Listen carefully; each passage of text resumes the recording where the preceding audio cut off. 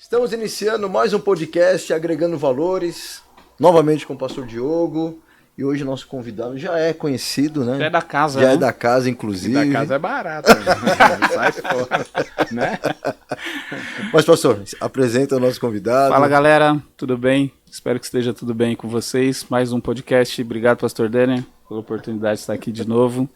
E hoje a gente está recebendo aqui mais uma vez o pastor João Paulo Gouveia.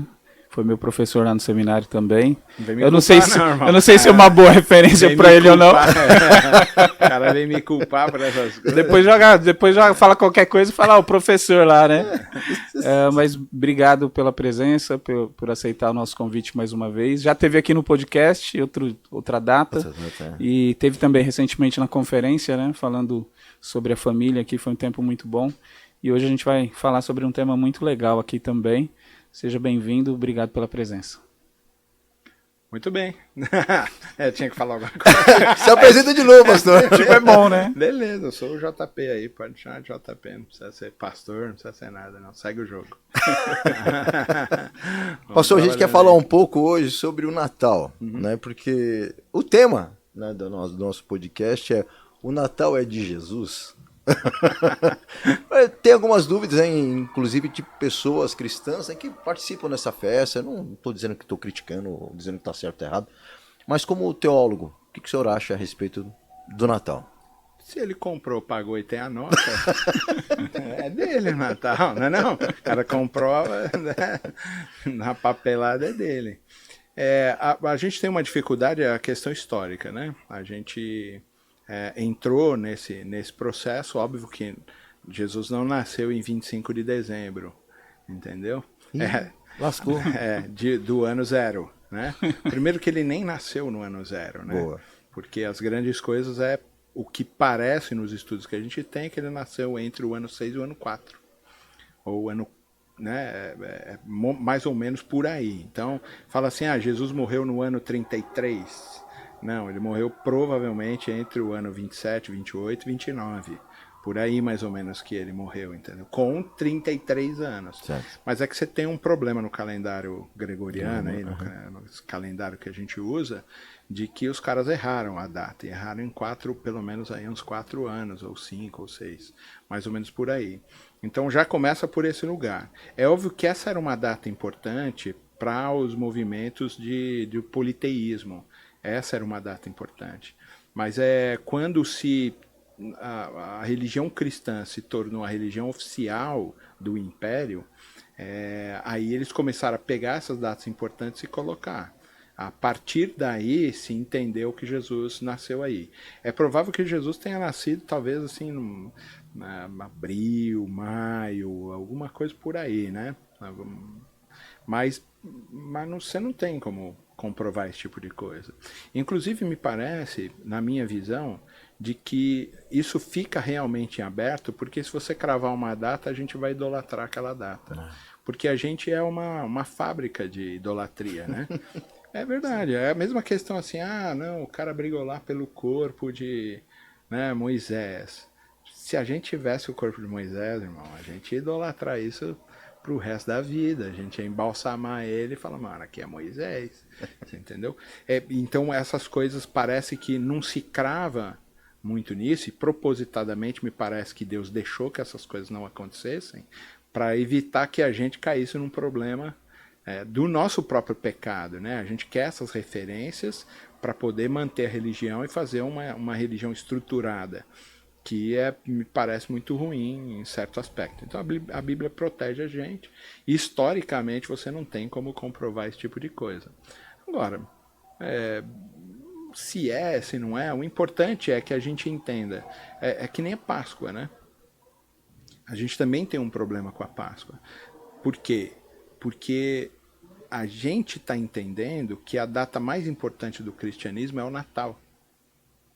E não é o Natal. A data mais importante do cristianismo é a Páscoa. Por quê? Tudo que acontece na sua vida não é por causa do nascimento de Jesus. É óbvio que se ele não tivesse nascido, não tinha morrido, não tinha ressuscitado. Sim. Você entendeu? Mas é que o que importa de verdade, é o centro do cristianismo, é a morte e a ressurreição de Jesus. Quando a gente faz a ceia, é para lembrar da morte e da ressurreição de Jesus. Você entendeu? De que se nós aderimos a Jesus em sua morte, né, aderimos também a ele na sua ressurreição. Se ele ressuscitado pelo poder de Deus e nós morremos junto com ele, ressuscitaremos também pelo poder de Deus com a sua glória. Então, talvez essa relação é que a gente fique. O problema é que você tem um fator comercial muito agressivo no Natal. Então você tem também a questão de ser o final de ano, a gente acha também que quando vira do 31 para o dia 1º, a gente, sei lá, alguma chavinha muda, a gente vai ser melhor no ano que vem, a gente deseja um monte de coisa para o ano que vem, e a gente fala, o ano que vem realmente vai acontecer. E não vai, você entendeu? Porque a gente é sincretista, né? A gente tem essa movimentação de achar que vai melhorar. O senhor está dizendo então que os regimes não vão dar certo pro ano que vem? Muito provavelmente, não. Entendeu? Porque tem que começar na segunda-feira. Entendeu? E nunca começa. Fala, essa falhou, vou começar na próxima. Essa semana a minha filha me perguntou um negócio e eu falei pra ela, e ela ficou me perguntando assim, né, ela precisava saber da minha decisão. Ficou me perguntando assim, me atormentando. Eu falei, filha, calma, amanhã eu decido. Aí chegou no dia seguinte, pai, você já decidiu o que vai fazer, filha? Eu disse que amanhã eu decido, tá? Amanhã não é hoje. Amanhã, mais ou menos assim a gente lida. Inexistente. O que a gente chama de coisa é um paradigma inexistente, né? É mais ou Porque menos quando assim. vai virar amanhã já é hoje. Já, né? Já percebeu isso? 11h59, né? E 58, 59 amanhã! Não, mentira, só que não. Só que Já não, é hoje de novo, né? Pensando sobre o nascimento de Cristo e sobre a história da igreja, obviamente a igreja não começou a celebrar o nascimento de Cristo logo lá no começo. Tem uma ideia assim, histórica de quando isso passou a ser importante para a igreja, e depois uma ideia assim, de quando isso virou essa chave assim, para ter esse lance mais comercial que você comentou. Então, a Como que foi que se deu comemoração, isso? ela já começa com os pais da igreja, né? A comemoração no sentido de entender que era uma data importante também o nascimento de Jesus. Então, você já tem os pais da igreja trabalhando com esse tipo de coisa, até porque o próprio texto bíblico dá uma ênfase muito forte nisso, né? O Porta dos Fundos, não, já ia falar Porta dos Fundos, o The Chosen aí, o peço da legal. Angel Studios e tal, bom, eles são católicos a priori, né? Você tem vários deles lá, até que são Testemunho de Jeová, alguma coisa por aí. Mas eles têm um vídeo de final de ano que todo mundo, é de Natal, não sei o que lá, tal. Mas se você for observar, Jesus é a personagem mais irrelevante que tem nesse... Não sei se vocês já viram o vídeo. Tem no aplicativo lá do The Chosen, né? É irrelevante. Eles dão ênfase em Maria, na oração de Maria e tudo mais, porque o nascimento de Jesus é importante por causa de Maria, não por causa de Jesus, entendeu? Então aí você tem um problema, que você tem um viés muito ideológico, ideologizado para a figura de Maria, e aí é um problema. Eu não quero aqui ser contra de que Maria é importante no processo, óbvio que é, porque quando a gente fala sobre união hipostática, né, que é a união das duas naturezas de Jesus, tanto divina quanto humana, a gente vai entender que recebe a sua porção humana de Maria. Então Maria é importante no processo e recebe a sua porção divina essencialmente do Espírito Santo de Deus, porque é uma concepção humana divina. Entendeu? E Jesus então tem as duas naturezas. Então Maria é importante. O problema é quando você coloca a ênfase em Maria muito mais forte do que em Jesus. Não, pede para a mãe que o filho obedece, sabe? Essas coisas que vira esse tipo de retórica. E isso é um problema quando a gente está chegando no Natal, porque aí vai ficar exacerbado a diferença entre evangélicos e católicos. Por quê? Porque para os católicos, mesmo que eles falem de Jesus, Maria é importante no nascimento nesse sentido. Que não, ela é a mãe de Deus, né?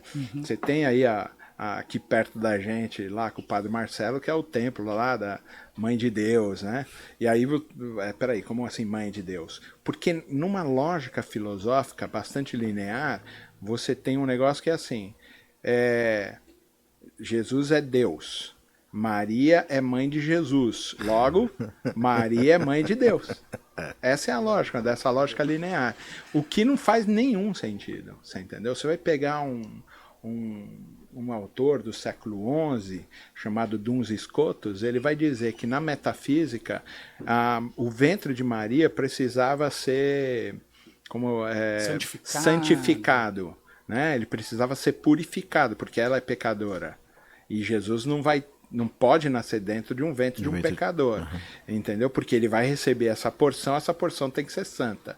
Então o que que faz? Ele nasce, cresce, morre na cruz, ressuscita em glória, e aí ele abençoa o ventre de Maria e nasce. Aí você fica, nossa, deu uma volta assim gigantesca para falar que o ventre de Maria era um ventre santo, Sagrado, abençoado pelo próprio Jesus, que santifica o ventre dela. Ah, meu Deus do céu, peraí. Da onde os caras viajam nessa situação? Mas é por quê? Porque a gente precisa justificar de alguma maneira o nascimento virginal de Jesus, no sentido de que Maria, ela é a mãe de Deus e de que ela tem o ventre purificado pelo Espírito ou por Jesus de alguma maneira, porque ela é muito especial no processo. Por que Jesus escolhe? Pode pegar até a própria oração de Maria. Ela fala, bem-aventurada, eu não tinha nada para dar e o Senhor me escolheu para receber esse privilégio. É só. Ele recebeu uma pequenina, que não tinha nenhum tipo. Como ele escolheu Israel, porque ele escolhe você. Por que Deus escolheu Israel para representar ele? Porque Israel era um poder bélico maravilhoso? Porque eles tinham muito dinheiro? É nada. Pelo contrário. Porque eles não valiam nada. Então ele fala assim, Deus ele tá por trás disso aqui. Aí os caras vencem uma batalha, por exemplo, contra os babilônicos. Vamos inventar qualquer coisa aqui, uma suposição. Os babilônicos são, né, os assírios, né, os persas, imagina, os caras são, né, uma força bélica extremamente absurda. Aí Israel vai lá e ganha dos caras. Quem ganhou? Foi Israel. Fica muito nítido que Deus estava por trás. Então Deus se apresenta através do pequenino, mostrando a sua força para as nações que não creem nele, fazendo com que o pequenino sobreponha ou Tem destaque, sobrepujar, assim. né? Exatamente. Então ele fala assim, como é que esses caras ganharam da gente? Imagina, você tem um cara que é gigantesco, certo? Está afrontando Israel e o Deus de Israel. O cara é gigantesco, imagina um cara enorme, entendeu? O cara cheio de arma, com armadura, um monte de coisa afrontando Israel. Aí vem o Davi, ruivinho, né? Você entendeu? O cara cuida das ovelhas lá no canto lá. Nem o povo de Israel acreditava em Davi. Mas ele vai lá com uma pedrinha, toca o terror no cara. Eles ainda tentam colocar armadura, né? Pra fazer ele de guerreiro, né? Ele não aguenta aquilo. Aí ele corta a cabeça do cara com a espada dele, que ele nem aguentava carregar a espada. Você entendeu? Corta a cabeça do Golias. Quem ganhou ali? O que apareceu ali de verdade? Deus está com Davi. Você entendeu? A história de Davi não é Davi. A história de Davi é Deus mostrando para todo mundo que ele tem poder para fazer. E que não é a arma do cara, nem o tamanho do cara, nem a força bélica daquela nação, não é nada que pode contrapor ao poder de Deus. Quando a gente pega o nascimento de Jesus, a gente está falando exatamente disso. Por que ele escolheu Maria? Porque ela era pequenina, né? Ela não tinha nada. E ela entende isso, e na oração dela ela fala, uau, que privilégio que eu estou tendo. Você entendeu? De conceber a materialização do próprio Deus, né? Da encarnação de Deus na Terra, entendeu? Na pessoa de Jesus, o Filho dele. Ela não consegue compreender isso em muitos momentos. Jesus vai falar, o que eu tenho com você? Olha aí, os seus filhos agora são esses aí, tipo, me deixa em paz, né? Não, ainda não chegou minha hora, lembra nas bodas de Caná? Ele vai botando no lugar, porque as pessoas não conseguem entender isso muito bem, porque são carnais. E não conseguem ver a grandeza e o poder de Deus em cima disso. Então, a partir do momento que eles deixam, que Deus escolhe Maria para nascer Jesus, percebe? E não leva Maria, a gente idolatra Maria. Imagina se tivesse o corpo de Moisés. Imagina se a gente soubesse a data que Jesus nasceu. Você entendeu? Não dá. Não tem como a gente conceber esse tipo de coisa. Por quê? Porque a gente vai pegar e vai idolatrar. Tem um sociólogo que chama Mircea Eliade, e ele diz, os seres humanos são uma fábrica de construir deuses. E realmente a gente fica construindo e deificando um monte de coisa que não tem nada a ver com o processo. Você entendeu? A gente fica idolatrando um monte de coisa, a gente fica inventando um monte de penduricalhos para a religião. Então na festa de Natal tem árvore, não tem? Tem. Tem pinheiro em Israel? Fala real. Não tem, velho. Você entendeu? Parece que tem oliveira lá, né? Sabe, a única coisa que realmente que a gente põe na árvore, que parece ter alguma coisa bíblica, são as bolinhas e a luzinha, que são estrelas, que isso realmente você vê no texto bíblico muito forte. O resto, meu irmão, pinheiro, entendeu? Até o presente ali que está sendo colocado, que a gente faz, a gente comercializou todo o negócio. Mas como é que a gente vê isso? Você entendeu? Eu vou fazer um pernil.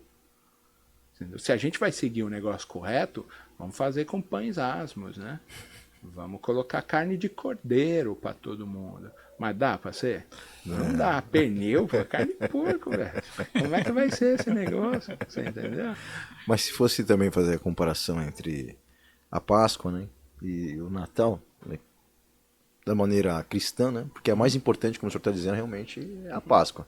Mas comercialmente, né, na Páscoa você tem um produto grande, né, que é o chocolate, e no Natal você tem milhares de produtos que você vai usar para o final do ano para negociar, para alavancar o comércio daqueles que não lucraram muito durante aquele ano, né.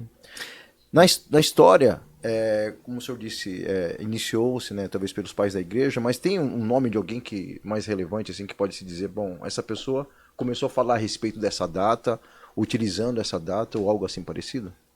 Então, necessariamente não, só a Coca-Cola, né?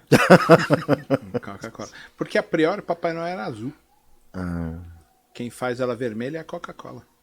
Então, que abraça isso, você pode ver. Que, na verdade, é um problema aí nórdico, né? Dessas coisas, sim. que era o Santa Claus, né? É. Que eles trabalhavam com isso aí, que não é necessariamente o Papai Noel que a gente realmente conhece. Era alguém que vinha lá do Polo Norte, que tinha uma fábrica de brinquedos, legal. Era uma coisa de contar, era uma vez para as crianças isso. Então ele vem, aí você vai lá, põe a meia, né? Os Estados Unidos é doido para fazer esse tipo de coisa. Por quê? Porque é um país liberal e de alguma maneira ele tem que estimular o consumo e ele trabalha nesse negócio do consumo muito agressivamente. Então distorce todos os processos. Você pega o Natal é uma aberração, né, no mundo. Por quê? É um mamífero que põe ovos de chocolate. Ah, na Páscoa. Na Páscoa, isso. Na Páscoa, o que eu falei? Natal. Então, na Páscoa. É um mamífero que põe ovos de chocolate. Tem alguma coisa aí que está errada, ninguém percebeu. Você Que não. entendeu? Que no Brasil não tem chaminé e que o Papai Noel é gordo, ele não consegue descer pela chaminé para colocar. Alguma coisa está errada aí no processo. Que ninguém conseguiu ainda perceber, porque é todo mundo vendido para o comércio. Você entendeu? Chega no Natal, eu não dou presente para as minhas filhas. Levo elas na livraria e falo, escolhe um livro aí, vambora. Você entendeu? Ah, mas agora a gente faz o amigo secreto. Ah, legal. Que a gente vai, porque dinheiro ficou ralo, né, meu? Prometeram picanha e deram abóbora pra nós, aí o bagulho desandou, entendeu? Então a gente não tem dinheiro, é melhor fazer um amigo secreto, dar um presente só, não precisa dar pra todo mundo, entendeu? É mais ou menos por aí que a gente vai se adaptando no processo. Mas não é esse o negócio. Você entendeu? O negócio do Natal era uma coisa de agradecer a Deus pela materialização do próprio Deus aqui, você entendeu? Na Terra, na encarnação dele, na salvação, na morte vicária dele, né? Que ele nasce, pô, a gente tem que glorificar Deus porque ele é o próprio Deus, você entendeu? Eu não lembro se eu falei aqui no outro, que é a diferença entre o cristianismo e todas as outras religiões. Tem um livro de um missionário aí, ele contava uma história que estavam todos os líderes das religiões, das filosofias lá, conversando sobre como alcançar a Deus, né? E eles estavam falando assim, a religião é que nem uma montanha, e o divino está lá no topo da montanha, né? E que todas as religiões encontram caminhos para encontrar o divino, que todos os caminhos levam a Deus, né? É disso que eles estavam discutindo. E, então, poxa vida, mas aí o budismo, ele dá a volta, né? Faz um negócio assim, porque tem uma purificação X e meditação. Então ele dá a volta lá na montanha, né? Vai circulando a montanha até chegar lá em cima, né? Encontrar o divino. O outro, não, a gente é mais prático, vai numa reta. Não, o outro, não, eu pulo de paraquedas, que já é melhor. O outro, não, eu vou em zigue-zague, porque aí eu canso menos e tal. E aí o cristão estava lá do lado, né? Ele falou assim, não, isso aí pode valer para todas as religiões, menos para o cristianismo. Aí os caras, como assim? Como é que vocês fazem para encontrar o Criador, né? O divino? Aí ele falou assim, não, então, no cristianismo, Deus estava lá no topo da montanha. E ele olhou para os seres humanos e falou, esses caras não vão conseguir chegar aqui. Então o que ele fez? Ele desceu para encontrar o ser humano no sopé da montanha. Porque os seres humanos não iam conseguir chegar lá. Esse é o cristianismo. É o Deus que percebeu que a gente não ia conseguir fazer. Então o que ele fez? Encarnou. Por isso que ele nasce. Por isso essa data é tão importante. Porque essa é a marcação, né, uma data importante para o cristianismo de comemoração. Não importa se vai fazer no 25 de dezembro, se é no 1º de janeiro, se é em 31 de outubro. Não me importa. O que importa, 31 de outubro é bom, é a reforma. Né? Mas não importa qual a data é. O que a gente precisa entender é que a importância do nascimento de Jesus é o Deus que estava lá no topo e falou, esses caras não vão conseguir chegar aqui. Então eu vou descer lá para resgatar eles. Isso é importante no Natal. Da gente entender que Deus abriu mão da sua própria, né, do seu próprio conforto, que ele abriu mão daquilo que ele tinha de mais precioso, que era o seu próprio filho, para resgatar um bando de pecador miserável que não ia conseguir chegar lá. Você entendeu? De que ele olhou e falou, mano, JP, velho, gordinho desse jeito, não vai chegar nem nos primeiros 5 metros da montanha, o miserável. Você entendeu? E se ele tiver que escalar esse pecador aí, vai doer os dedos, ele vai ter cãibra, ele vai cair lá de cima e vai morrer. Mas eu amo esse miserável aí. Você entendeu? E a única maneira que eu tenho de resgatar ele é eu indo lá, presencialmente, não virtualmente. Não vou mandar um e-mail, um zap para ele, falar, ô meu irmão, vem aí. Não, eu tenho que ir lá buscar ele. Essa é a importância do Natal. Desse Deus maravilhoso que saiu daquela posição lá no alto da montanha e se encarnou para poder me resgatar, cara. É isso que importa. Mas a obra de salvação de Jesus, que o que concretiza de verdade a minha redenção, está na Páscoa, que é morte e ressurreição de Jesus. Mas é importante o Natal? Claro que é. Porque ele marca o amor gracioso e misericordioso de um Deus que viu que a gente não ia conseguir chegar perto dele. Então o que ele faz? Ele desce da montanha, se encarna aqui no sopé dela, vive como um de nós e diz, dá para vencer porque eu venci. Dá para fazer. Vocês estão sofrendo por causa do pecado? Dá para vencer o pecado. Eu venci o pecado, eu venci o mundo, eu venci a maldade do mundo. Dá para fazer. Você entendeu? E mais, eu vou mandar para vocês um outro paráclito, né? Um outro consolador. E esse vai chegar aqui, ele também é Deus. Inclusive, ele é o mesmo Deus, não é um outro Deus. Ele é o mesmo Deus. E ele vai estar aqui para ajudar vocês. E se vocês caminharem com isso, eu vou estar com vocês até a consumação dos séculos. Até o dia do julgamento final, e eu vou falar para você, entra no meu descanso, que eu sei que foi difícil chegar até aqui. Né? Chegaram sem um olho, sem uma perna, sem um braço, tudo quebrado, remendado, mas vocês chegaram aqui, então entra no meu descanso. O Dr. Chet contava uma história que era, vai chegar um dia, meu irmão, vou tentar falar sem chorar, que o general vai passar a tropa em revista. Eu quero estar lá. E eu sei que eu vou chegar lá sem um braço, sem uma perna, sem um olho, tudo remendado, sem uma orelha, sem parte do meu nariz, todo cheio de cicatriz no meu corpo. Mas um dia eu quero ouvir a voz doce dele falando assim, entra no meu descanso, servo fiel. É isso que eu quero ouvir dele, eu vou estar lá para fazer isso. Amém. Nós vamos estar lá, diante do general que vai passar a tropa em revista. Vai falar, e aí, Dena? Tá todo arrebentado, irmão. Mas vem cá que eu vou cuidar de você agora, descansa. Entendeu? É esse lugar aí da importância do Natal. Do Deus que falou assim, cara, eles estão tudo quebrados, eles não vão conseguir chegar aqui. Porque o pecado acabou com eles. O pecado está destruindo eles. Mas eu vou descer lá, vou aniquilar esse tipo de coisa e vou trazer eles para mim. Coisa que eu faria, entendeu? Com minhas filhas, com a minha esposa. Vocês assistiram Até o Último Homem? Até o último momento, sim. Acho que sim. Então assiste. É o cara que fica lá falando, meu, todo mundo me detona, mas eu vou resgatar eles. É aquele filme que o soldado Ele não gosta de pegar em Isso, armas, mas ele isso. vai buscar Ele resgatar é testemunho de Jeová, né? Alguma coisa assim. Acho que é. Ele não aceita pegar. Ô, professor, mestre, pastor, JP, como você gosta Deus de me chamar. livre. Entendi vossa mensagem. Roubou meu galardão agora.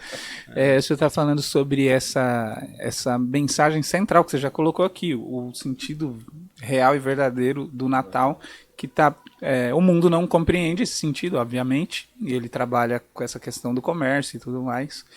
E parece que as nossas igrejas, elas estão secularizadas também nesse sentido.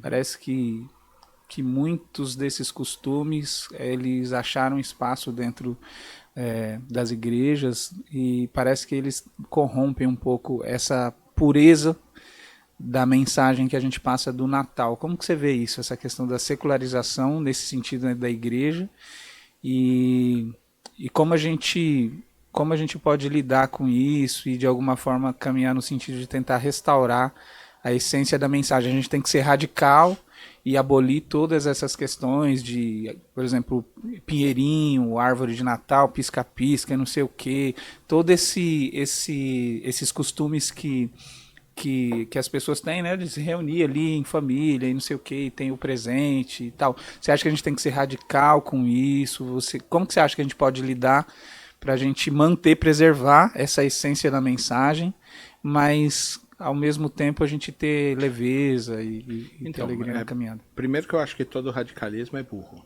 Tá. Né? Todos os radicalismos são estúpidos, entendeu? De forma geral. O que a gente precisa ter muito nítido é que a gente precisa ser racional, entendeu? A gente acha, por exemplo, que o amor é um sentimento. Amor não é um sentimento. Amor é uma escolha racional, entendeu? Eu tenho desejo por outras mulheres. Eu tenho vontade de ir embora de casa. Eu tô cansado da luta diária da minha vida. Sim. Eu diria assim para todas essas respostas até. Mas eu escolhi racionalmente amar a minha esposa. Racionalmente eu escolhi amar a minha família. E racionalmente essa escolha já me impõe a perda de todos esses outros movimentos que estão no entorno. Acabou. Porque é uma escolha racional. A gente acha, e aí as igrejas têm trabalhado com o emocional nas igrejas. Então, toca uma música mais rápida agora, porque é na chegada, para dar aquele punch em quem está chegando. Depois a gente vai cantando uma música um pouquinho mais devagarzinho, para entregar o cara de coração aberto na mensagem. Porque aí, meu irmão, pau! A mensagem vai entrar a milhão. Como é? Então, a Bíblia não tem autoridade, nem poder, nem o espírito para fazer. Eu tenho que armar uma armadilha pro coração do cara para abraçar ele sentimentalmente. Isso é estelionato da fé. Você entendeu? É difícil isso. Por quê? Porque não é o espírito que convence da justiça, do pecado e do juízo? Por que eu tenho que armar uma armadilha pros caras? Para eles chegarem aqui e ficarem com o coração quebrantado. Para aí sim o evangelho fazer, meu irmão, não é isso. A Bíblia. Então a gente vai e prega o texto bíblico, deixa o Espírito agir no povo, tranquilo. Os radicalismos que a gente tem também são um problema. É óbvio que eu tenho uma liturgia também lá.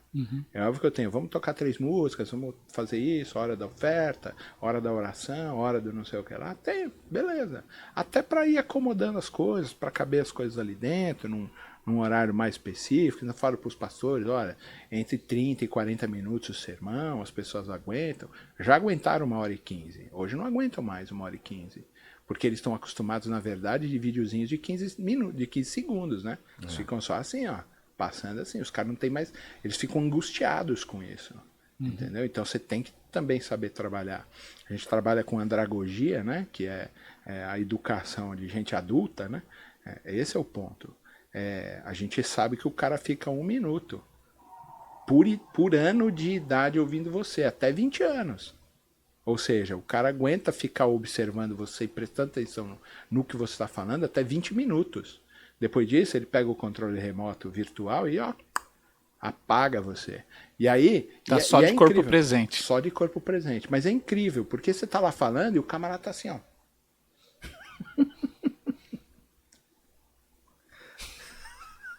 Falou e disse, hein? Mas lá dentro ele tá assim, mano, como é que eu vou pagar aquele boleto amanhã, mano? Nossa, meu, saí fugido de casa pra vir na igreja, meu. Quando eu chegar lá, minha mulher vai me bater, mano. Entendeu? O cara tá pensando num monte de coisa. E ele desligou você. A gente precisa pensar nisso. Óbvio, tudo bem. Jesus também era pedagógico. Era o cara que falava no barquinho. Botava todo mundo em terra seca, ficava ali no barquinho. Por quê? Porque o vento que vem das águas para cá levava a voz dele mais para frente. E o cara... Então a gente tem que usar isso? Claro que tem. Mas isso não pode ser o fator central. A gente precisa entender que as pessoas que são convencidas ao evangelho pela emoção, elas vão ter muitos problemas no trajeto delas. Agora, as pessoas que conscientemente fazem a sua escolha, mesmo que as tempestades venham, elas permanecem firmes no Senhor. Porque elas escolheram fazer aquilo. Vai ser fácil? Lógico que não.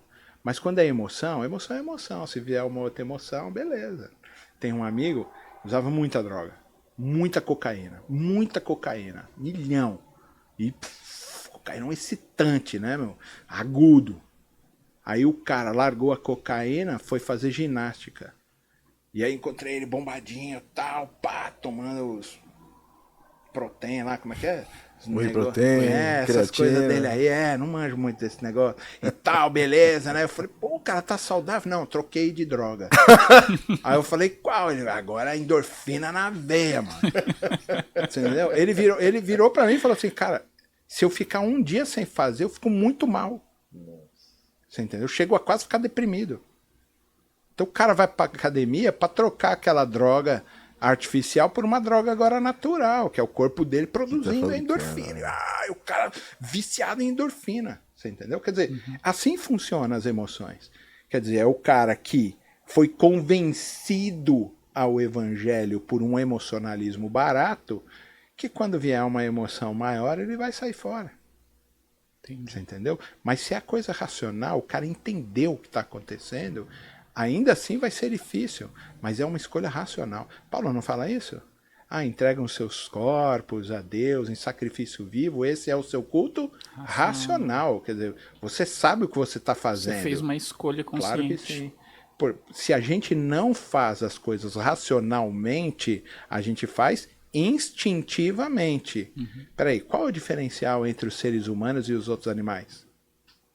Qual que é? O raciocínio. Razão. Peraí. Se eu vivo instintivamente, voltei a ser bicho.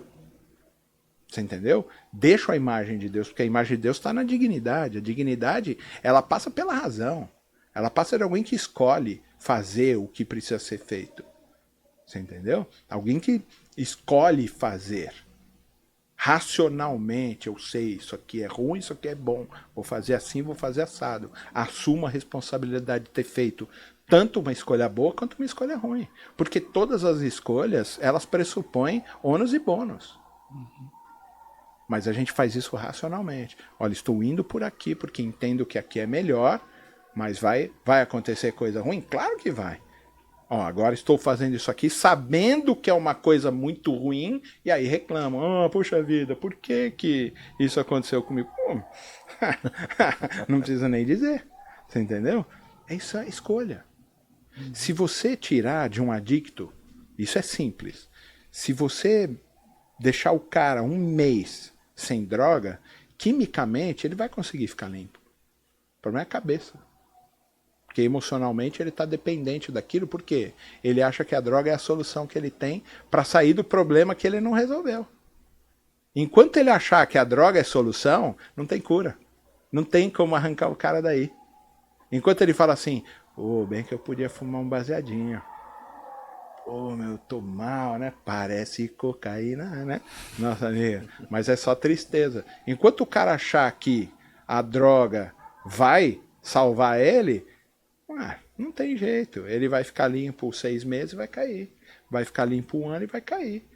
Você vai no AA, no NA, vai no Celebrando a Recuperação, onde tiver trabalho com adictos. Se o cara não entender que aquilo não é a solução para o problema que ele está vivendo e não for na raiz curar o problema dele, não levar Deus lá na porta da escuridão da alma dele, não tem jeito, irmão. Vai cair o resto da vida naquele lugar.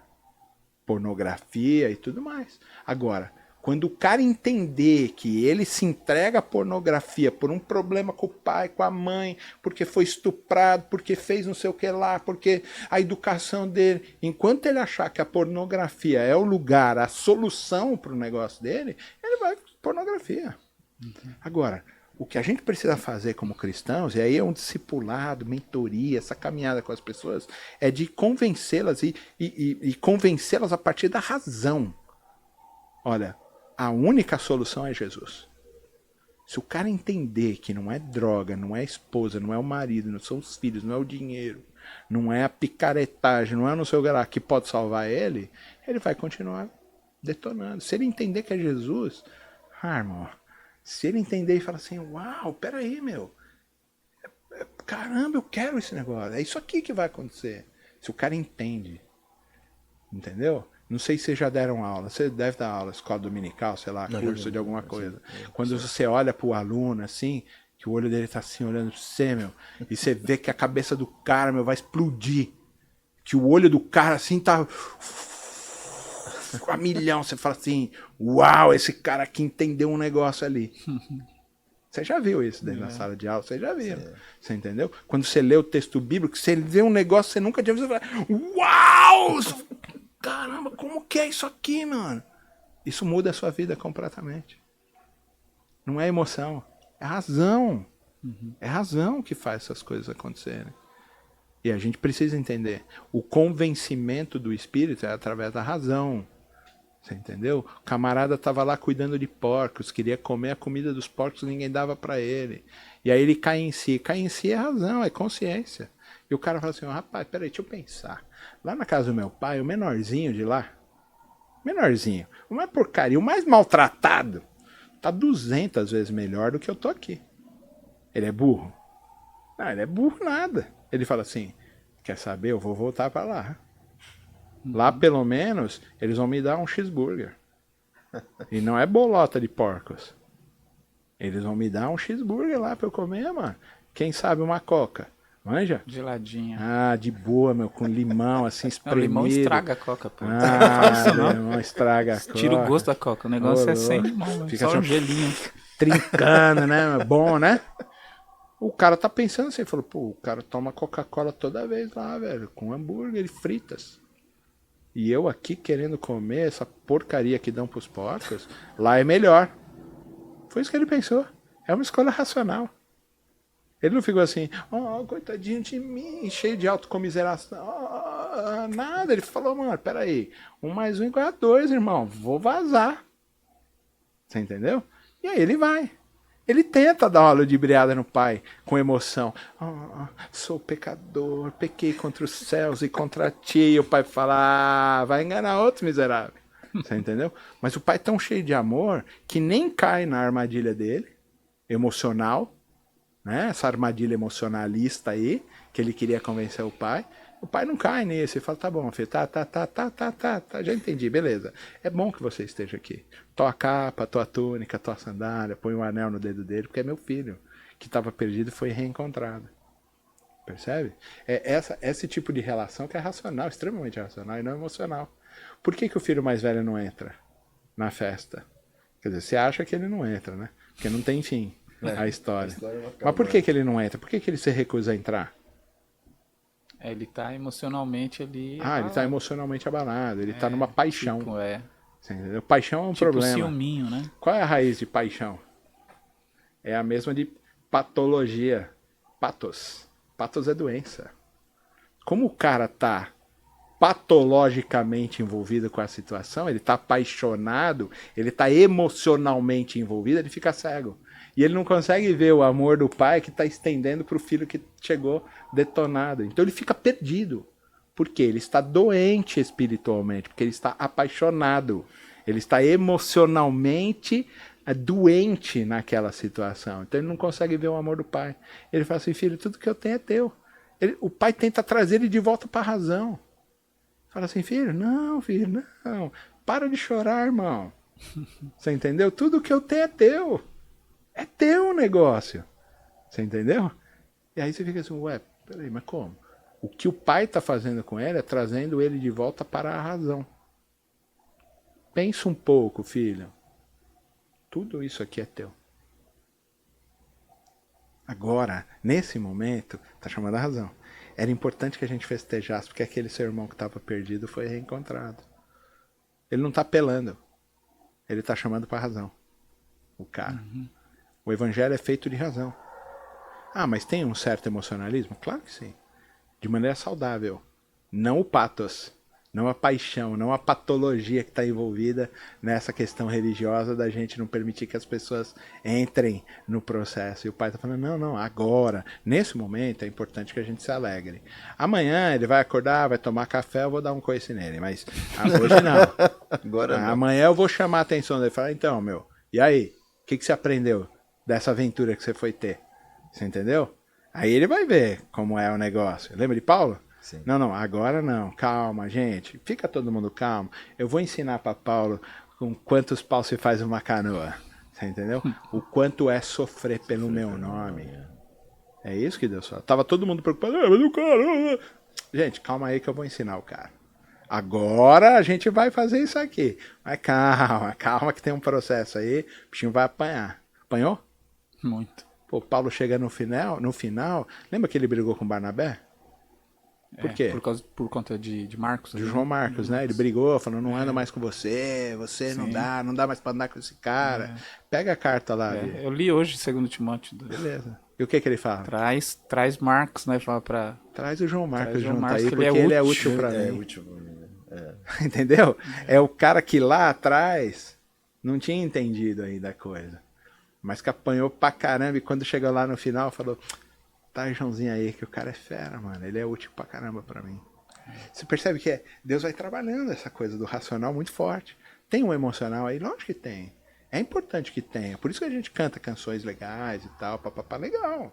Mas que isso não seja uma maneira de abrir uma armadilha pra pegar o cara que tá com o coração desprevenido. Senão é que nem montar a banquinha no Largo 13, manja, sei lá o que é o centro aqui, que põe a bolinha. Né, pra gente enganar o cara, entendeu? Não é assim que funciona o evangelho. A igreja, então, tem um caminho bem árduo aí, né? Em relação a essas questões, né? Porque, de uma certa maneira, ela sempre tem uma figura, né? Que vai lembrar o Natal comercial, né? Não o Natal relacionado a Jesus, né? Cansei de passar em várias igrejas que, nesse período, né? Gosto... principalmente para ver algumas cantatas, alguma coisa assim, sempre no cantinho ali tem uma figura que lembra, né? O Natal, né? E muitas vezes não tem a questão da figura realmente de Jesus. Talvez alguns lugares colocam um presépio, né? Colocam um menininho ali. Para tentar exemplificar isso de alguma maneira. Então a gente está numa batalha, né? Para poder virar essa chavinha na cabeça das pessoas, para mostrar de fato também a questão da importância dessa data, que não é a data correta, como o pastor já falou, mas já que nós estamos dentro desse contexto, né, pudesse enxergar algo realmente... Não, ele não é a data do nascimento, mas acho que é a data correta para se fazer, você entendeu? São dois eventos importantes para o cristianismo que a gente tem, mesmo que isso, mas veio de herança pagã, não sei o que lá, isso é bobagem, entendeu? O que a gente tem que fazer é que essa data é uma data de reflexão muito profunda, onde a gente vai lembrar o que é realmente importante. O Natal, a importância dele é esse, é o Deus que falou, os caras não vão conseguir chegar aqui, eu vou lá buscar eles. Presencialmente, não mandou e-mail não. Você entendeu? Você não recebeu o e-mail? Pô, não. Não, ele veio buscar. Você entendeu? Alguns de nós vão sendo puxados pela orelha, né? Tipo eu. Mas, entendeu? Vai, mas a gente chega lá, a gente vai chegar junto. É essa relação. Mas eu acho que a igreja, de forma geral, você vai pegar lá o livro do como é que é? O capitalismo e o protestantismo, é Max Weber, né? Eu não lembro. Como é que chama? O espírito... O espírito capitalismo? como é que é esse livro, meu Deus? Procura aí como é, do Max Weber aí. É o espírito capitalista, né? Eu acho que Protestantismo. Bom, esqueci o nome. Ética protestante, isso aí. E ele vai falar que tem esse negócio muito ligado, né, ao capitalismo que a gente tem. E, cara, você quer falar que não tem? É muito forte. Entendeu? E a gente não conseguiu tirar isso, porque a gente herda esse tipo de movimentação econômica, de movimentação estrutural, a gente herda isso do judaísmo muito forte, que era o que Jesus criticou toda a vida, você entendeu?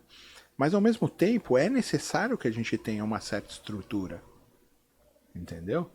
Eu falo na igreja, é muito importante tudo isso aqui, que vocês têm aqui, que eu tenho lá. É muito importante a estrutura, pô, tem a quadra. Eu cheguei lá, fico encantado quando eu venho aqui e vejo a molecada jogando bola lá embaixo. Os caras estão na igreja. Por mais que você fale alguma coisa, eles vão ser influenciados de alguma maneira nisso.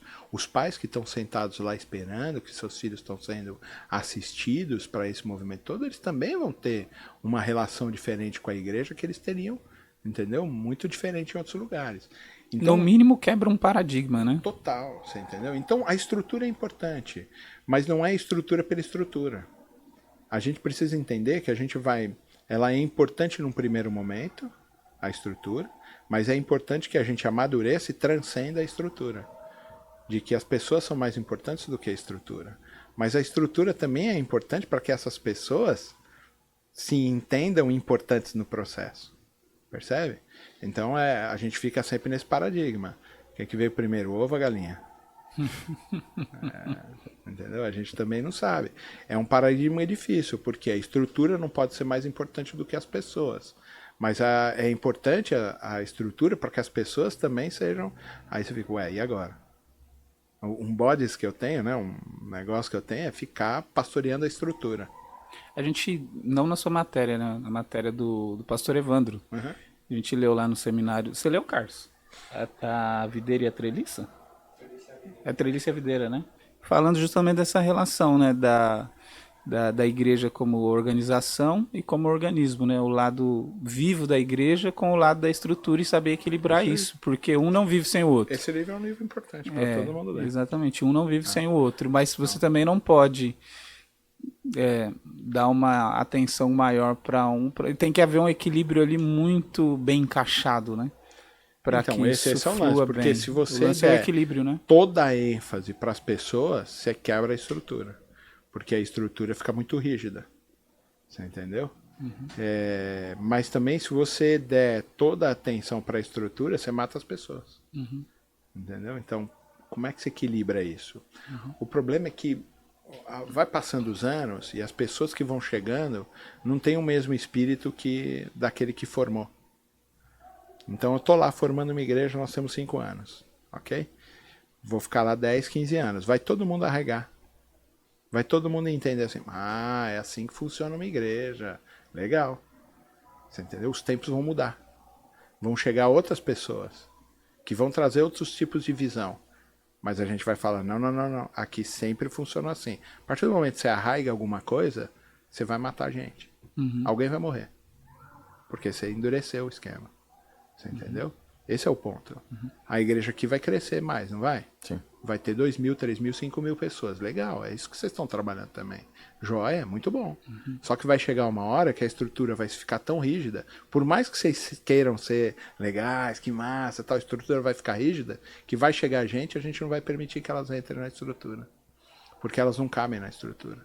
Porque a estrutura ficou rígida, porque se ela não for rígida, pode entrar qualquer lobo na pele de cordeiro e destruir ela. Então você não vai permitir que ela entre. Mas quando você limita também o lobo de entrar, automaticamente você vai limitar vários outros. Você entendeu? É porque você não vai limitar só o lobo, né? Claro que você não sabe quem vem. Você fala assim, eu vou tomar um remédio para matar uma bactéria que está lá no meu... Mas você vai matar um monte de bactéria que está lá, que era importante para você fazer. É igual quimioterapia, né? Você mata tudo, células boas e ruins. O lance não é matar só ruim, você mata tudo. Do trabalho do Juliano Som lá no Mais Água, né? Quer dizer, o cara faz lá um dessalinizador, ele pega a água que está salobra e tira os sais. O problema é que ele não tira só o sódio, que é o que faz mal. O cara tira todos os sais. A água vira água de bateria, né, velho? Sabe, água destilada, não serve pra nada, faz até mal. Entendeu? Aí é obrigado, o governo exige que você ponha lá ferro, ponha flúor, ponha sei lá o que, outros tipos de sais dentro da água, porque senão ela fica muito nua, muito crua e não faz bem a essa água. É a mesma coisa, você entendeu? O lance é que a gente precisa começar a entender que precisa equilibrar essas coisas. E que existem bactérias que são ruins, mas quando você sai para matar ela, vai matar um monte. Qual é o ensino bíblico que Jesus fala sobre o joio? Oh, vamos arrancar o joio. Não, calma. Vai ter o tempo certo, porque se arrancar o joio agora, você vai correr o risco de arrancar trigo. Você entendeu? Então tem o tempo certo de arrancar o joio. Mas a gente fala, não, a gente tem que arrancar o joio agora. E mata um monte de trigo. A igreja também é a mesma coisa. A gente torna ela rígida, faz um monte de sistemas para evitar que o joio se instale. E sabe qual é o pior? É saber que em algum momento dessa história, porque a coisa ficou muito rígida, você virou joio. Você entendeu? Lembra do Batman? Cavaleiro das Trevas, ele falou, quero viver muito pra não virar vilão, né? Não lembro qual é a frase toda, qual é a frase? Você morre como herói ou vive bastante para se tornar vilão? Tá vendo? Mesma coisa. Ou você morre como um herói, ou você vive bastante e vai virar vilão. O problema é que a gente deixa a coisa tão rígida que talvez naquele momento o joio não é os que estão chegando, é você mesmo. Que era trigo lá atrás. Mas naquele momento, porque você não permite que as coisas aconteçam, o joio é você. Oh, eu não quero viver esse tempo aí. Entendeu? Por isso que eu falo para os meninos e falo para todo mundo, até os alunos, você já deve ter ouvido isso. De que o novo sempre vai vir. E a gente precisa estar preparado para poder deixar que eles assumam. E que eles respeitem você e a sua autoridade e permaneçam com você ainda. Mas o novo vai vir e ele precisa assumir esse processo e fazer a coisa andar. Costumo dizer que é bom que a gente morra quando ficar velho. A gente tem que ficar velho. Eu não aguento mais algumas coisas, entendeu? Eu vejo o mundo e falo assim, meu Deus, o que é isso aqui? O que quer dizer isso aqui? O que esses caras estão falando? Você entendeu? Outro dia era não me lembro de uma palavra que eu perguntei, o que é isso aqui? Ah, isso aqui é quando a coisa não vai dar certo. Mas não era mais fácil falar não vai dar certo? Entendeu? Não, mas é a gíria de agora. E talvez eu não entenda. Talvez essas questões todas de gênero, de não sei o que lá, o mundo vai entender isso um pouco melhor. E ele vai assimilar isso. Mas não cabe dentro da minha cabeça. Por isso que eu digo assim, tem hora que é melhor, realmente, que quem está ficando velho morra. De verdade. Com bastante sinceridade. Você entendeu? Eu não quero ir mais além do que 70, 75 anos. Porque se eu já não estou entendendo o mundo agora com 51, imagina quando chegar a 75, irmão. Eu parei um dia, tava o Lollapalooza rolando. Eu parei na frente do autódromo no Farol. Eu olhei e falei, que isso, meu? Abriu o zoológico? É verdade. Sem nenhum tipo de coisa. Eu olhei e falei, meu Deus, o que é aquela moça ali, meu? Não é moça, não. Aí, o cabelo assim, o negócio, uma roupa, o salto, o piercing, não sei o que. Eu falei, meu Deus, o que é isso? Eu não entendo mais o mundo. Você entendeu? Eu tenho 51, cara. E eu já não tô entendendo. E eu penso assim, ainda bem que meu pai morreu, mano. Porque ele ia sofrer muito nesse mundo. Você entendeu? Porque ele ia apanhar na rua. Percebe? Então, o mundo ele está em efervescência, em ebulição, e precisa realmente ter gente que já nasça nesse processo para poder dialogar com isso e que apresentar o Cristo na própria linguagem. A linguagem é absurdamente outra. Beleza. É que nem assim, eu tenho condição de evangelizar alguém na internet? Só se sentar vocês e os meninos do meu lado e falar, agora aperta esse botão, agora entra aqui, clica ali, faz. Eu não tenho como fazer. Mas se pegar esses caras estão jogando joguinho, estão trocando ideia com o cara que tá lá na Malásia, entendeu? E evangelizando o cara, e jogando joguinho. Eu não sei fazer isso. Mas eles conseguem fazer como se fosse a coisa mais natural da vida deles. Que eles já nasceram aí dentro desse negócio. Eu não sei fazer. E vai chegar uma hora que eu vou falar, Deus, leva, não aguento mais desse negócio, entendeu? Porque realmente é uma coisa... Eu não entendo, não vou conseguir entender mais. Não vou conseguir dialogar mais. Você entendeu? Eu conto piada que pra mim é muito engraçado e quem é da minha idade entende e fala, pô, é legal isso aí. Chega esses moleques aí, eles ficam assim, nossa, foi boa. Tipo, pra não ser levado à disciplina, né? Aquele negócio assim, pô, legal, vai na Blockbuster. Fala O que é Blockbuster. Blockbuster pra eles? Nada, né? É nada. Sabe nem o que é. Só esses caras que são nerds que ficam. Ah, Blockbuster alugava, né? Alugava DVD. vídeo, né? É, vídeo, é. Pra eles não faz nenhum sentido. Você riu do negócio. Esses caras estão falando, nossa, que velho. Foi assim, não foi? Eu olhei pra cara deles, um olhou pra cara deles, que velho. E você riu. Você é da minha idade, você sabe como é o negócio. Entendeu? Então, assim, tem coisas que passam a não fazer mais sentido pra uma geração. E essa geração vai sofrer. Pra viver nesse mundo, a gente vai ter que se estuprar. É. E é melhor morrer. E Deus sabe disso. E ele fala assim, não. Vou poupar Vai chegar uma ele. hora que ele vai falar assim, não, JP, bora, mano. Você entendeu? Eu espero ansiosamente por esse dia. Mas assim, vai chegar um dia que ele vai falar assim, JP, bora, mano. Daqui pra frente, irmão, você não aguenta mais. Eu, tá bom, eu vou. Entendeu? É louco isso, a gente pensar nisso. Eu acho que a igreja precisa pensar. Que as lideranças precisam pensar nisso. De que chega uma hora que é necessário que a mocidade assuma. Que a moçada fala, vamos lá.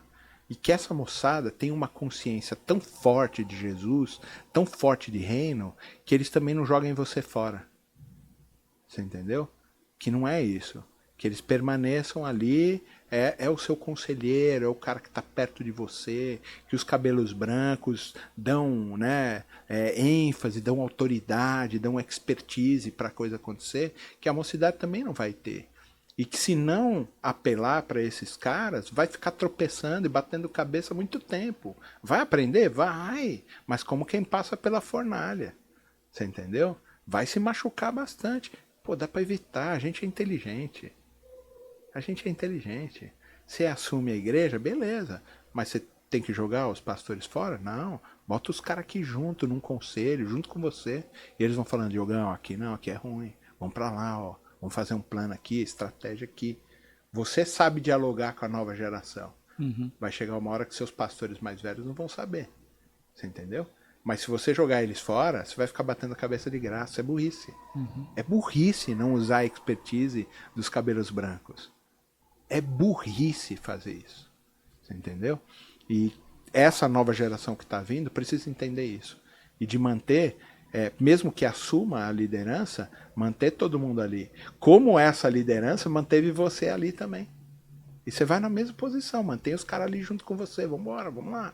Vamos fazer a coisa acontecer. Só migra de uma coisa para outra e ajeita. Dá folga pros caras, deixa pescar em alguns finais de semana. Você entendeu? Deixa os caras de boa. Esse negócio de pescar é bom, eu gosto. Então. É que você é velho Se também. quiser me liberar aí, pra eu pescar. Não, você é novo. Tem que trabalhar todos os finais de semana. Todos os dias. Pode falar. Não, fala aí, mano. Eu ia fazer uma pergunta sobre a... Ia, não vai mais? Não, vou. Não, você já roubou uma pergunta minha, mas você vai roubar essa também, vai lá. Sério? Sério? Mas a gente não combinou, não.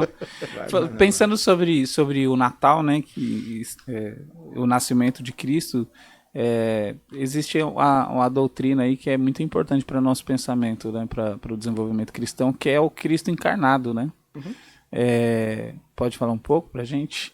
A importância que talvez as pessoas não pensem tanto na importância de Cristo ter nascido mesmo, né? Em carne, o que isso impacta pra gente, o que isso impacta no desenvolvimento da nossa vida diária com Cristo, que isso tem impacto, né? A gente tem aí uma rejeição, uma teologia, que eu nem sei se a gente tem um corpo doutrinário, teológico, a teologia da missão integral, né? E a diferenciação entre a missão integral e a teologia da libertação. O viés teológico, a chave hermenêutica da teologia da libertação é a luta de classe, é o pobre, entendeu? Então, você tem um livrinho dos irmãos Boff, é pequenininho assim, encontrei outro dia lá em casa, estava mandando o livro pro seminário e peguei o livrinho de novo para dar uma lida nele outra vez. Pequenininho assim, Como Fazer Teologia da Libertação, que era muito forte nessa época lá para trás, né, dos anos 60, 70. Por quê? Porque era muito forte a questão do Marighella, como fazer a revolução. Sempre tinha esses manuais assim de guerrilha, como fazer uma guerrilha, né? Isso tinha muito forte, esses panfletos assim. Então, o Leonardo Boff e o irmão dele, o Clodovis Boff, eles fazem um livrinho, um panfleto, né, um folheto, alguma coisa assim, é como fazer teologia da libertação. E eles dizem que o viés hermenêutico da teologia da libertação é o pobre, porque eles estão impregnados de marxismo nesse processo todo, ok?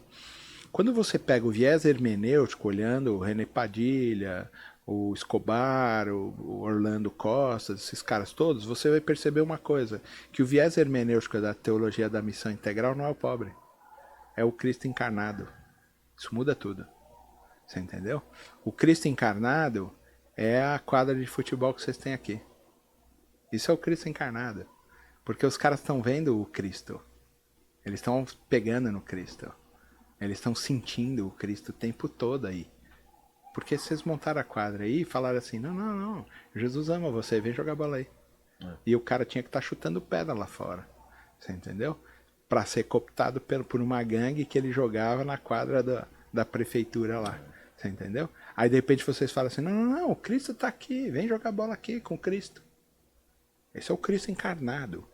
Quando a missão integral entende esse processo todo, faz uma revolução em Lausanne, no ano de 72, me parece, 71 ou 72, que é lá onde saiu o Pacto de Lausanne, que o John Stott faz um comentário grande sobre aquela conferência de Lausanne. Por quê? Porque a relação agora não é fazer missões como a gente fazia antes, no sentido de bancar um missionário para ele ir lá, ficar fazendo um monte de coisa. Não, mudou o terreno. Né? O pastor Mário Simões tem um livro que é Meu Trabalho, Meu Ministério, ou Meu Ministério, Meu Trabalho, alguma coisa assim. E ele diz que o campo missionário mudou de lugar, já não é lá fora, é lá onde você trabalha. Porque o cara que está do seu lado, ele precisa de Jesus. E que de repente Deus colocou você lá no seu trabalho, para quê? Para falar de Jesus para ele. Então você é um missionário lá. E a gente precisa entender que a gente é embaixador do Cristo onde a gente estiver.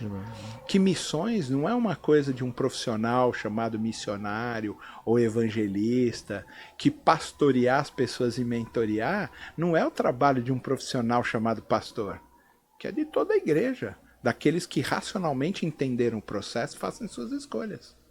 Percebe? É nesse lugar que fica colocado. Então, o Cristo encarnado, ele é de verdade o centro verdadeiro da nossa hermenêutica. É o Cristo que se fez carne, é o Deus que se fez carne. É o Deus que vicariamente se entregou e pagou o preço com o próprio sangue. Não foi tipo assim, ô Diogão, você pecava, né? Perdoado agora, pode ir embora, vai lá. Vai lá que eu seguro aí se alguém reclamar. Você devia? Devia. Ele foi lá no seu credor e ele tirou o dinheiro do próprio bolso e pagou a sua dívida.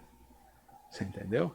A gente canta uma canção aí, eu nunca saberei o preço dos meus pecados lá na cruz. Talvez a gente, como é uma tradução, dá para traduzir de maneira diferente. Mas eu sei o preço dos meus pecados lá na cruz. Custou a morte de Jesus, custou a vida dele, custou o sangue dele. Entendeu? Eu sei o preço. Talvez eu não vou experimentar a cruz. Entendeu? Nesse sentido. Talvez eu não vou experimentar, porque ele morreu em meu lugar. Foi pago. E foi um alto preço. A gente canta outra canção. Entendeu? Eu sei que foi pago um alto preço pela minha vida. E Jesus pagou esse alto preço lá. Por que é importante que Jesus realmente exista e que ele seja o Deus encarnado? Porque para mostrar a graça e o amor dele por você. Mas ele morre como Deus ou morre como ser humano? Essa maldade, né? Dessa pergunta. Os caras fazendo o concílio. Quem morreu na cruz? Deus ou o homem, né? Não, morreu Jesus. Perguntaram? Você não fez ainda? Ainda não. Uma boa Mas pergunta para fazer para ele. pode fazer, anota aí, irmão. Já vamos fazer, perguntar já. quando chegar lá. Se prepare. Que Fala a resposta que eu vou só reproduzir. Tá gravado. A pergunta é ruim. A pergunta é enviesada. A pergunta faz uma separação de um negócio que é inseparável. Quem morreu na cruz? Jesus. Com a sua essência, divina e humana. Mas Deus não morre. Verdade. Mas quem morreu lá foi Jesus. Com a sua essência, divina e humana. Beleza? Tranquilo, morreu aí. Entenda como você quiser isso. Não vamos nem avançar muito nesse negócio. Você entendeu?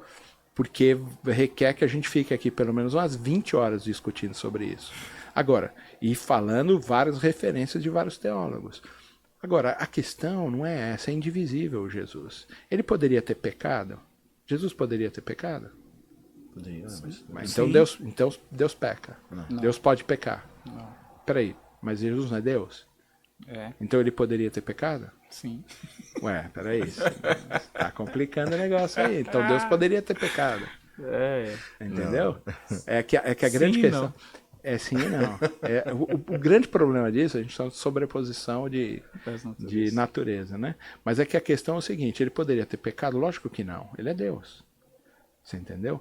Mas se eu pudesse dividir humanamente, sim. Ok? Porque se eu disser Jesus não pode pecar, a tentação é uma farsa. Sim. Ele é tentado por aquilo que ele cobiça. É isso que o texto fala. Nós somos tentados por aquilo que cobiçamos. Essa coisa que a gente deseja não necessariamente é pecado nesse sentido. Ah, o cara queria comer? Claro que ele queria comer. É pecado desejar comer? Não.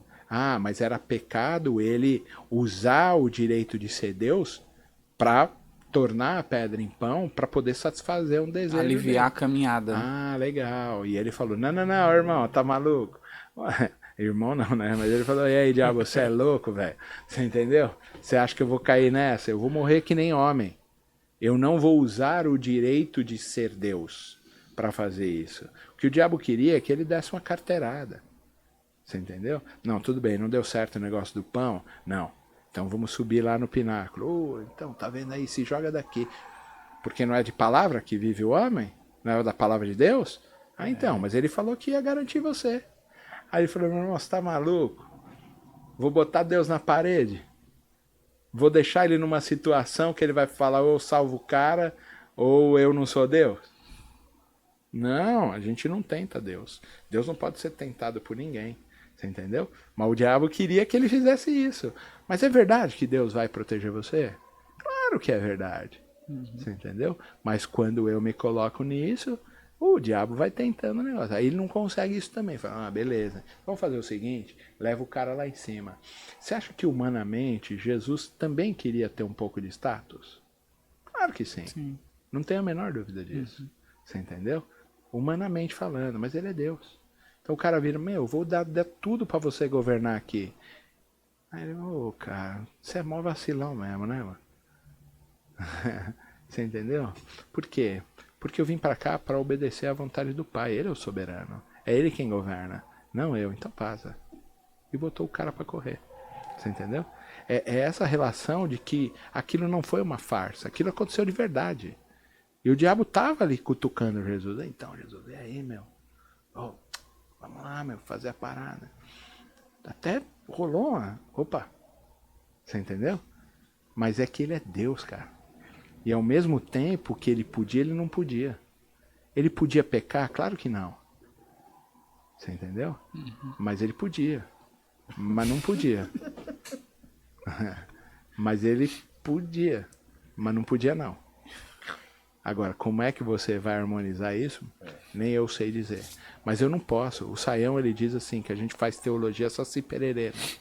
Porque a gente tira uma perna da tensão e a gente fica mancando. Desequilibra tudo. Fica desequilibrado. Então ele poderia pecar? Poderia. Pô, aí Deus peca. Foi isso que eu joguei pra você. Ah, mas ele não poderia. Então a tentação é uma farsa. Não. Ela não é uma farsa. Foi real. Jesus foi tentado de verdade como homem. Mas ele é Deus, então ele não poderia pecar. Então ele poderia, mas não poderia.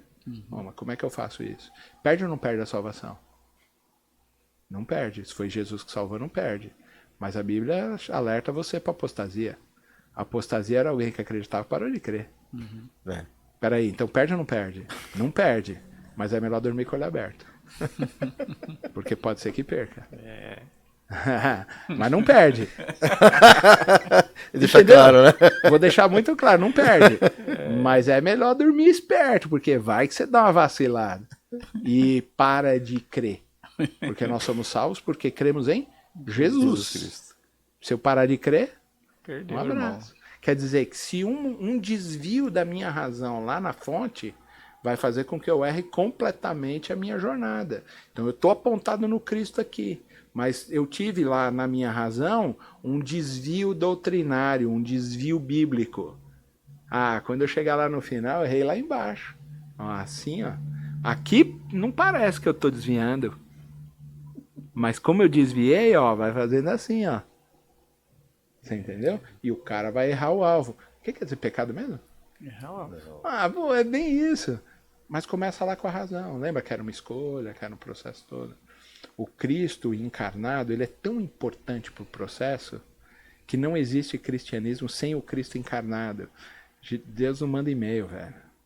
Deus não manda mensagem no WhatsApp, nem coisa no Twitter, recadinho no Twitter. Que nem é Twitter mais, né? É o X, né? É X, né? Mas Deus não manda, não. Ele vai lá. Ele bate na porta e fala, e aí? Bora? Você decide. O problema é que o pecado também não manda e-mail. Ele também bate na porta todo dia. E você tem que dizer o quê? Não. Ah, eu escolho Deus. Os calvinistas agora suaram, né? Você entendeu?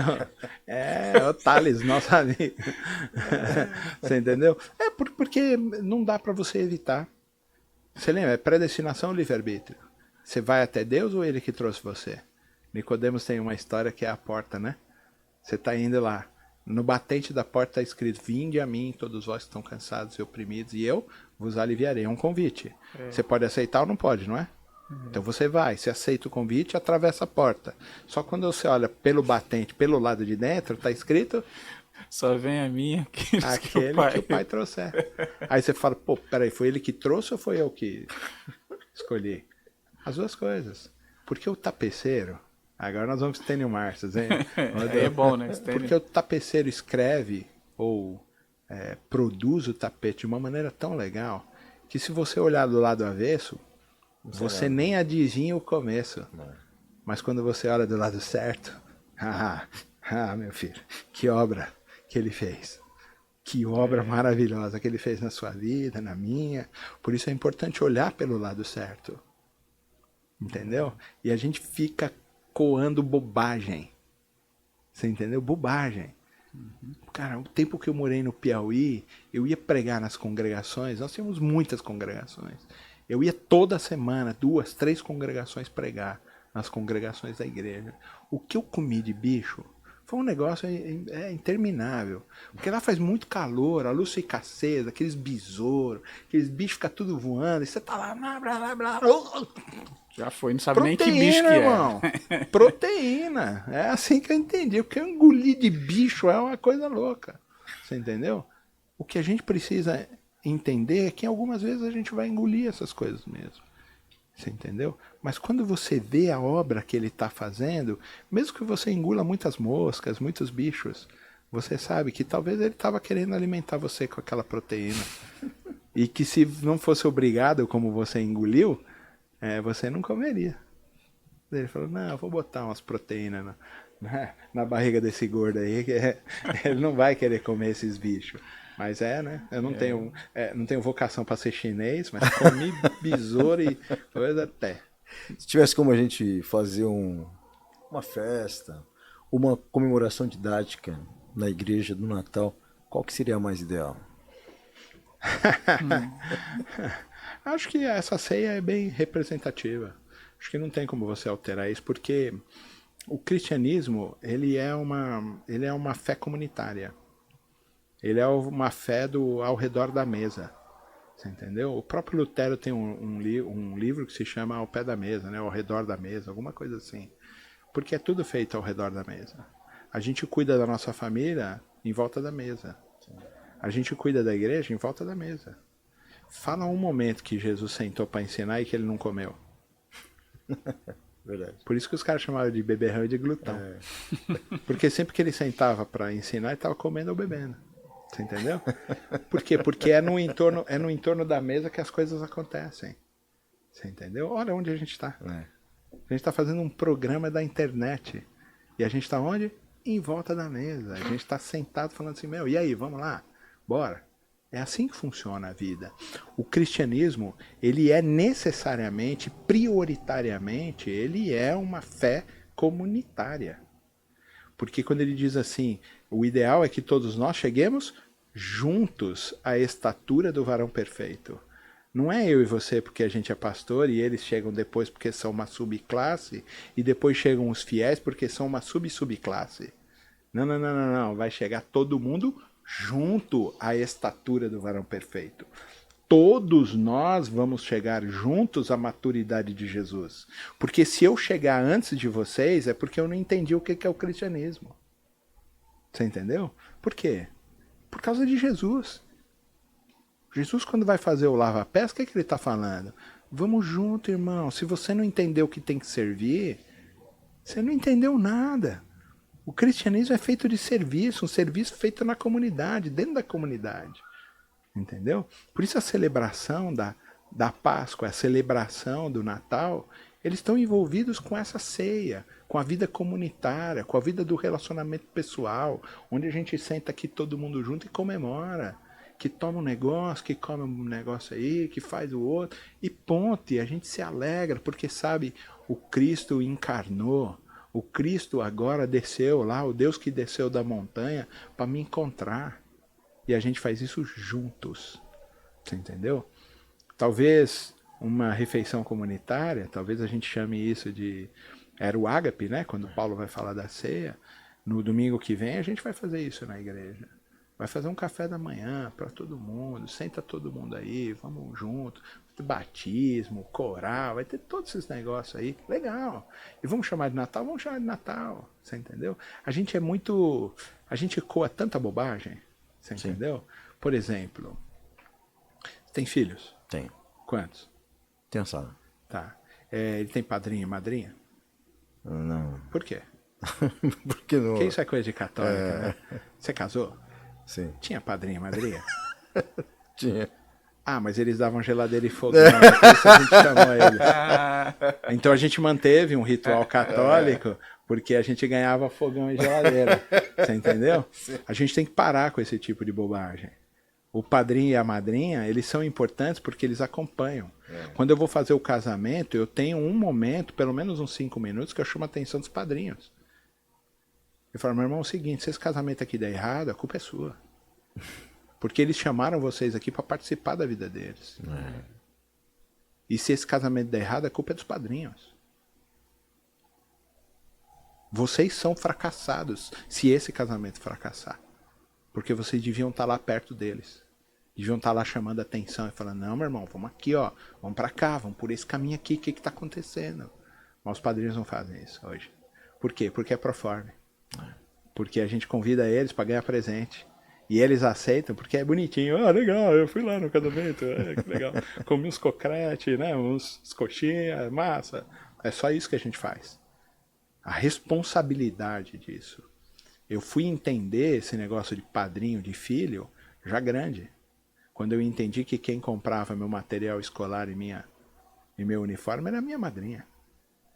Que eu tinha 4 irmãos, filhos de professores, que nós somos, dinheiro abundante, jorrando dinheiro. Nossa, né? muito. Professor ganha demais, né? Muita grana avançando. Festa junina, aniversário em Dubai a gente fazia. Não, é pouco dinheiro. Mas os padrinhos estavam lá, mandando presente, fazendo as coisas que meus pais podiam dividir entre os outros filhos. Você entendeu? O padrinho, a honra de ser padrinho dos filhos é a honra de ser convidado para substituir os pais se eles não estiverem lá. Você entendeu? Você não ia querer alguém cristão de verdade, que se você e sua esposa morressem num acidente, pegasse seu filho e falasse, daqui que esse agora é meu filho. Sim. Você não ia querer alguém assim? Sim. Por isso que tem padrinho e madrinha. Ah, mas é que no catolicismo, não sei o que lá, mano, para de bobagem. A gente fica coando bobagem o tempo todo. Você, não vamos fazer festa junina porque é consagração do São João. Não, mano, eu não vou consagrar para São João nenhum, meu irmão. Mas essa é uma linguagem que a galera que tá lá fora, que eu quero alcançar e apresentar à igreja, entende. Então faça arraiá, faça festa do milho, o que você quiser, chame de festa junina, julina, o que você quiser, contanto que o cara que está lá fora conheça Jesus, que entenda o que a gente está falando, mas a gente não, nós vamos fazer a festa da consagração. O cara lá de fora fala, mano, deve ser macumba, não vou nem chegar perto desse negócio. Que parada é essa, né? Sei lá, deve ser uma feitiçaria. Vão Porque matar a gente crianças, entende... eles comem o corpo e tomam o sangue. Você entendeu? Exato, é. São tudo canibal, né, meu, né? Gosta é do picadinho ioki, né? Eles veem as piadinhas ruins, né, mano? A outra, tá vendo? Eles não gostam das piadas. Nossa, entendeu? Mas percebe a relação que a gente tem? Entendi. A gente fica coando bobagem. Cara, vai lá, comemora o Natal, não importa se é dia 25 de dezembro, se foi em abril, maio, junho, agosto, não importa quando Jesus nasceu, o que importa é que ele nasceu e que ele encarnou. Vai lá, comemora com a sua família, comemora com a igreja, senta ao redor da mesa com a sua igreja, com a sua família, comemora que o Deus que estava no alto da montanha desceu para alcançar você. Desceu para te resgatar, desceu para salvar você, porque Deus ama você. Apesar de você ser um pecador miserável, desgraçado, mas Deus vai lá e ele fala assim, eu amo esses caras, velho. Eu vou lá salvar eles. É isso que a gente está comemorando agora. É isso.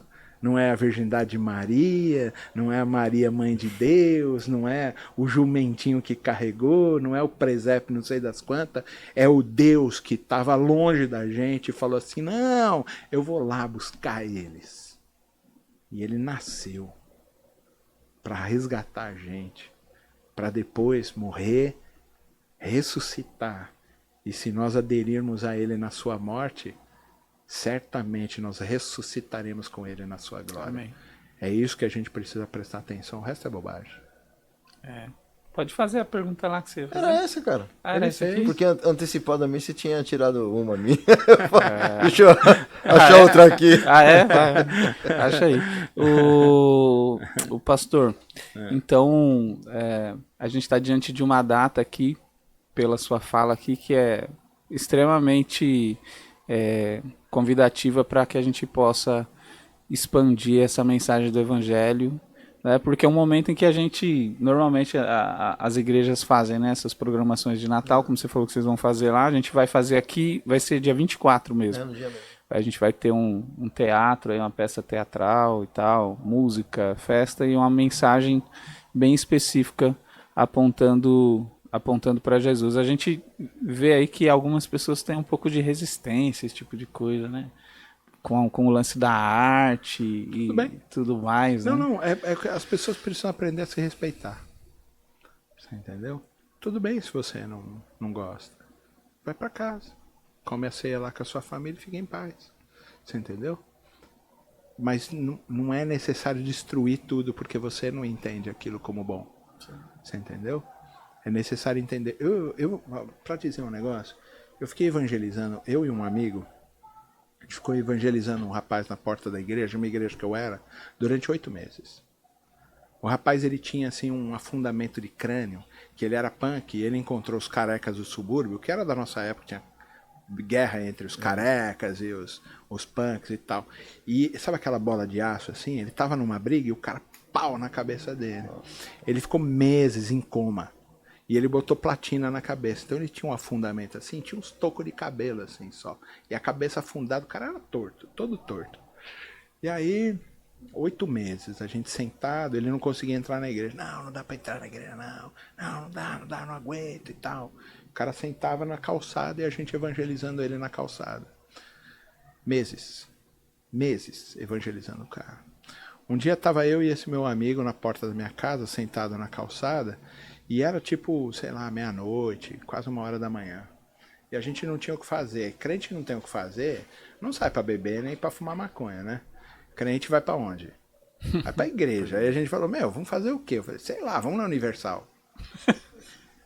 Deve estar aberto agora. Então vamos no Universal. É uma sexta. Tem viradas, os caras viram lá, fazendo oração e tudo mais, né? E eu me lembro, e aí vai todo o nosso preconceito jogado. A gente deu uma risadinha, o cara foi no Universal, porque a gente tem um preconceito, Deus não pode agir lá. Você entendeu? Por quê? Porque a cúpula faz não sei o quê, entendeu? A gente fala, Deus não pode agir. Aí beleza, nós fomos. Cheguei lá, estavam tocando aquela música do Silvio Santos, manja? Que ele falava, e o Pitinini. Lembra que entrava os Pitinini, entrava o Sérgio Malandro, né? Entrava todo mundo. Só que a música lá, agora vocês vão pirar, era só nome de demônio. E a pomba gira, tá amarrada, tá amarrada em nome de Jesus, né? Aí terminava, eu capa preta, tá amarrada em nome de Jesus, né? E ficava aquilo lá uns 40 minutos cantando essa música. Tudo amarrando demônio pra tudo que é lugar. Porque esse nome tem, porque esse nome tem, porque esse nome tem muito poder. E o capa preta, tá amarrada, e cara, e vai, né? E a gente lá.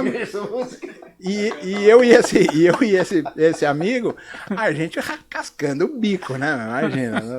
Ele de origem presbiteriana e eu batista, né? E a gente lá, né? E rachando o bico, né? Eita Deus, né? Como é que é isso aqui, né? Meu? É uma linguagem que as pessoas entendem, que a gente não consegue fazer. Muito bem. Aí parou um cara aqui no corredor, gravatinha, bottom da Universal aqui, você entendeu? Parou assim do meu lado e eu olhei assim pro cara assim e já pá, né? Eu falei, eita Deus, né? Vou apanhar hoje. E a gente tava rindo. E aí o Valtinho, esse meu amigo, falou assim, aí ó, tá vendo demônio em você. Eu falei, tá vendo demônio em você, mano. E a gente começou a chacotear, assim, né? E ele falou, e aí, JP? Mano, rolou um revelamento, né? Sabe, manja, né? O cara sabe meu nome. Próximo tá passo amarrado. É o RG e o CPF. É louco, mano.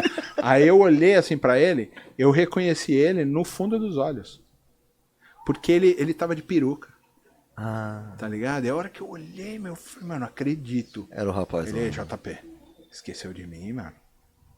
Eu falei, velho, eu não acredito. O cara obreiro na Universal. Aí nós saímos, fomos pro hall lá de entrada, que tem uma escadaria ali na João Dias, lá em Santo Amaro. Né? Nem na João Dias, é na Gabriel Netuzzi Pérez, né? Aí ele começou a conversar com a gente, ele falou, meu, lembra um dia que eu tava lá com você? Foi a última vez que eu o vi. Ele desceu no Lago 13, veio lá da igreja, desceu no Lago 13, entrou na Gabriel Netuzzi Pérez, tava passando na frente da Universal e tinha uma pessoa com um guarda-sol assim, uma mesinha, entregando jornal. Um jornalzinho da Universal e falou assim, você quer receber uma oração? Aí o cara falou, quero. A hora que ele recebeu uma oração, caiu endemoniada. Caiu endemoniado, os caras já pegaram, oraram por ele, e ele falou assim, pô, saiu uma legião, nós ficamos 3 horas em oração, para tirar todos os demônios que tinha em mim. E eu me converti a Jesus, entreguei minha vida para ele, e tô aí trabalhando para o reino. Você vai falar que Deus não tá agindo lá? Claro que tá. O que a gente tem que parar é com bobagem. Eu ouvi isso minha vida inteira. A placa de igreja não salva Jesus. Ou não salva as pessoas. E o que a gente está fazendo agora? A gente está virando denominacional de novo. A gente está dizendo isso com outras palavras. A gente está dizendo isso, mas é fraco a nossa coisa. Porque a gente acha que placa de igreja salva. Uhum. Você entendeu? Que ele é mais salvo porque ele é batista, ou porque ele é presbiteriano, ou porque ele é da Universal, ou porque ele é... Não, irmão. Não, Deus sabe o que está fazendo, Ele está trabalhando. Ele sabe que aquele tipo de linguagem, para aquelas pessoas que estão ali sendo alcançadas, na minha igreja elas não vão ser alcançadas. Que elas não vão ser alcançadas aqui. Uhum. Mas que Deus, Ele é múltiplo, Ele tem múltipla sabedoria, Ele age em todas as coisas. E Ele está fazendo com que todas as coisas andem de verdade na direção realmente dEle. E Ele está trabalhando para esse tipo de coisa. A partir do momento que a gente perder essa bobageira que a gente está fazendo, eu acho que o reino e o próprio Deus vai ser glorificado bastante na nossa vida. O que a gente precisa fazer é entregar de verdade a nossa vida para Ele. Dr. Shed, eu fui com ele pregar, ele foi pregar numa igreja pentecostal. E eu me lembro de ter perguntado para ele assim, pô, pastor, vai pregar numa igreja pentecostal? E ele falou assim, aonde Jesus me mandar. Para falar dele, até no terreiro de Umbanda. Eu também. Onde for. Onde mandar eu vou. Se me chamar lá no Universal, que não vão me chamar, mas se chamar eu vou. Vou. A gente faz muita crítica. Com prazer. A gente faz muita crítica a esse tipo de movimento e de igreja, mas eu me lembro. Hoje quem quem tá à frente do trabalho de capelania militar é aqui na igreja Pastor Denner, né? Vai toda semana lá. Mas eu lembro, você e o Gil, né? Eu me lembro que na primeira vez que, no primeiro trabalho que a gente teve lá no batalhão, foi às 5 da manhã, o pastor Carlos foi e eu fui com ele. E a gente chegou lá, cara, os caras da Universal já estavam lá. Aí a gente ficou assim, tal, tentando entender, aí a gente conversou e entendeu, os caras vão direto, meu. Legal, De mas você já manhã, foi à visitar tarde, presídio? e a gente nunca... Tem igreja lá dentro. Tem, Bleia. Geralmente é bleia. Aí eu falo assim, Entendeu? a gente critica, mas a gente não tá fazendo, né? A gente não faz nada. Então, assim, você fala, pô, a Assembleia de Deus cresce, é a que mais cresce. Na verdade, a gente tem muito evangélico. 50% do povo evangélico é da Assembleia de Deus. 50% do povo evangélico está no IBGE. 25% é batista. Aí os outros 25% ficam divididos entre todas as outras denominações. Entendeu? Mas por que a Assembleia de Deus cresce? Porque eles não têm barreira. Porque eles falam com o povo, falam de um jeito que o povão entende. Você entendeu? Eles Falam não direito. têm o preconceito de abrir uma igreja lá dentro da comunidade, onde a gente não vai. Mas também é difícil. Eu também critico isso. Vou montar uma igreja presbiteriana lá dentro da... não sei da onde. Os caras vão chegar lá, não, porque aí o Calvino, metafísica, o povo vai olhar e vai falar, meu irmão, o que esse louco tá falando? Não funciona. Você entendeu? Porque cada igreja ou cada denominação tem uma linguagem e ele também é ferramenta para o alcance das pessoas. Os batistas têm uma linguagem, os presbiterianos têm uma linguagem, os luteranos uma linguagem, a Assembleia de Deus uma linguagem, a Universal uma linguagem, a Renascer, o Bola de Neve, eu não sei o que lá. Tá todo mundo. Eu não tô nem falando da liderança. Porque tem muita liderança podre nos batistas, nos presbiterianos, nos luteranos, nos anglicanos, na Universal, tudo isso aí. Entendeu? Mas cada um deles, o Espírito também está usando. Lembra Jesus conversando com os discípulos? O que é aquilo que está acontecendo ali? Eles estão aí falando do Senhor. Quer que a gente vá lá calar eles? Não. Se eles estão falando de mim, é do Espírito. Assim, ué, como assim, meu? Jesus nem sabe o que eles estavam falando sobre ele. Mas ele sabia que era o Espírito que estava conduzindo tudo isso.